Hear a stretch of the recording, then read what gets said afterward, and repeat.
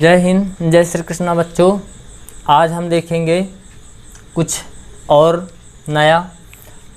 एक ये हमें क्या दे रखी है, एपी। क्या दे रखी है, एपी, यानी कि अरिथमेटिक प्रोग्रेशन, यानी कि समांतर श्रेणी। तो इसमें कुछ चीज़ें और भी नई चीज़ें हम देख ले हैं। तो देखिए, पहली बात तो ये एक के एपी है। अब ये एपी है कि नहीं है, ये भी कंफर्म कैसे होगा? तो सीधी सी बात है, इसमें आगे वाला या इनके बीच हमेशा ध्यान रखिएगा बराबर का अंतर होगा, यानी कि डिफरेंस होगा। या तो 5 जुड़ रही है तो सब में 5 जोड़ते जाओ तो सब में 5 जुड़ेगा, या तो 5 घटता रहेगा या ना, या फिर 5 का गुणा होता रहेगा। यानी कि एक चीज़ ध्यान रखिएगा, हमेशा समांतर श्रेणी तब होगी जब इनके बीच समान अंतर है, यानी कि बराबर का अंतर हो, चाहे जोड़ हो चाहे घटाना हो, गुणा हो भाग हो। कैसे? देखिए, 3 से 2 कम हो गया तो 1 आ गया, 3 में 2 गया तो कितना, 1, 1 में 2 घटाओ तो कितना आएगा, -1। देखिए, 3 में 2 कम हुआ तब ना 1 आया, तो 2 कम हो गया तो कितना आया, 1। अब 1 में 2 कम करोगे तो -1, क्योंकि 2 में 1 गया तो 1। अब 1 में 2 कम करो, -1 है, उसमें 2 कम करो तो कितना आएगा, -3।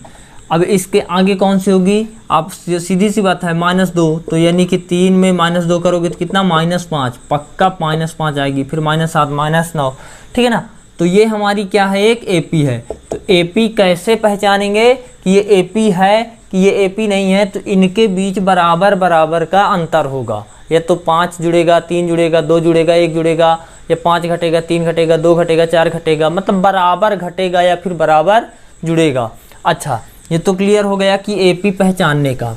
अब दूसरी चीज़, इसमें ए क्या है, डी क्या है, या कोई पद कौन सा, ये जान लेते हैं। तो हमेशा ध्यान रखिएगा, पहला पद, ये जो हमारा फर्स्ट है, यही हमारा पहला पद है और उसी को हम ए कहते हैं। क्या कहते हैं, ए। एक बार और ध्यान रखिएगा, यहाँ पर जो पहला होगा वही हमारा प्रथम पद है, और ये ध्यान रखिएगा यही हमारा ए का मान कहलाएगा। यानी कि अगर कोई पूछे ए का मान कितना, तो पहला वाला जो भी पहला आया हो वही आपका ए होगा।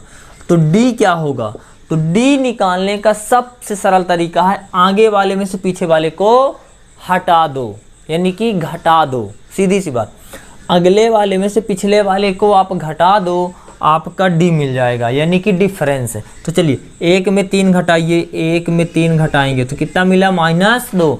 देखिए, आप सीधी सी 3 में 2 गए तब ना 1 आया, मतलब ये जुड़ रहा है कि घट रहा है, अपने आप जान जाएंगे। अगर मैं कह दूं 4, 8, 12, 16, 20, तो बताइए, तो देखिए 4 के बाद 8 आया, यानी कि 4 जुड़ गया। अब सीधी सी बात है, आगे वाले में पीछे वाले घटा दो, 8 में से 4 गया तो कितना आया, 4, प्लस में आ रहा है ना, इसलिए इसके बीच का डिफरेंस कितना है, 4। अब देखिए, 8, 4, 12, 12, 4, 16, 4, 16, 4, 20, 4, 4 जुड़ रहा है, यहाँ पर 2, 2 घट रहा है। तो जो आगे वाले में से पीछे वाले को, यानी कि इसमें से इसको माइनस कर दो, तो आपको माइनस जो भी मिलेगा वही आपका डिफरेंस, यानी कि डी का मान होगा। अब एक चीज़ और, जरूरी नहीं कि इसमें से इसको घटाओ, आप इसमें से भी इसको घटा, लेकिन हाँ, गलती ये नहीं करना कि इसमें से इसको नहीं घटा देना, आगे वाले में से पीछे वाले को, जस्ट आगे वाले में से पीछे वाले को घटाना है। जैसे -1 में 1 घटा दो, -1 में पीछे वाला 1 घटा दो, तो कितना आएगा, देखो, माइनस माइनस प्लस हो जाता है, जुड़ जाता है तो -2, तब भी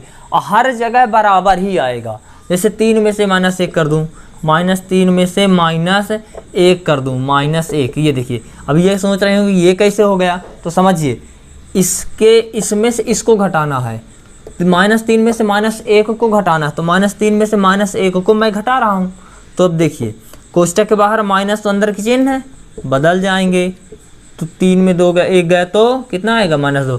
यानी कि डिफरेंस हर जगह बराबर होगा, यानी कि आगे वाले में से पीछे वाले घटा दो, आगे वाले में से पीछे वाले घटा दो, आगे वाले में से पीछे वाले को बिल्कुल घटाते जाओ, तो आपको डिफरेंस मिल जाएगा। इसी प्रकार कोई भी आपका अगर अरिथमेटिक प्रोग्रेशन है, एपी है, तो आप आगे वाले में से पीछे वाले को हटा दो, घटा दो, यानी कि माइनस कर दो, तो आपको डी का मान मिल जाएगा।